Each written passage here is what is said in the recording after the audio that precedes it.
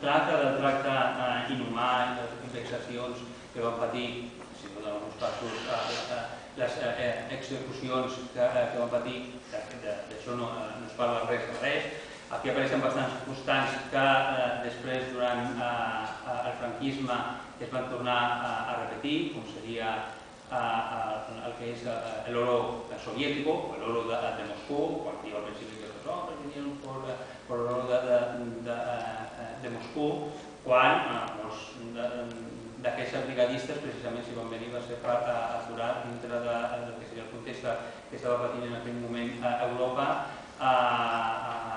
el perill que representava l'ascens de les potències feixistes representades per Hitler i Mussolini. Entre els diversos elements també que es poden en aquest cas comentar de la manipulació, per exemple, estarien de les xifres. En un moment determinat diu de los 200.000 prisioneros que hay, si fa referència a les brigades internacionals, solament de presoners diu 200.000. Quan a data d'avui encara no està del tot clar quants membres van formar les brigades internacionals, hi ha autors que entre 45.000, 60.000, bé, tirem per la xifra alta, 60.000, de 60.000 a 200.000 solament presoners, n'hi ha un bon tros. El que passa que aquí es tracta de magnificar el que seria aquesta força que tenia les brigades internacionals per beneficiar, evidentment, el que seria la causa franquista. En un moment determinat també es diu que els que han reconstruït un puente, han hecho, etcétera, son reintegrados a sus labores y a sus casas, als seus països. Dubto molt. Per exemple,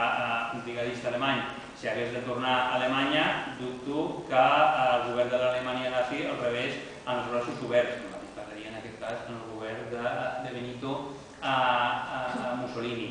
Aquí el que fan és totalment maquillar el que seria aquest contracte en les imatges que hem vist, i el més greu de tot és que estic convençut que aquestes imatges que es projectaven en les sales cinematogràfiques,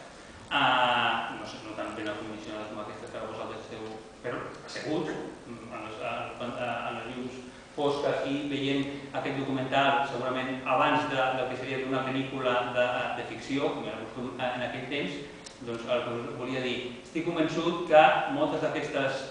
persones, d'aquest públic, d'aquests espectadors, això que veien, s'ho creien, segur que pensarien, carai, que bo que és el govern del general Franco, que aquestes persones que han vingut a lluitar contra nosaltres, una vegada capturats, els tracten així. Segur que hi hauria persones de bona fe que pensarien el que seria aquest element. I precisament és aquí el que seria aquest punt en el qual les autoritats franquistes volien incidir, recalcar el que seria aquest element que negaria el maltractament que patien els seus presoners.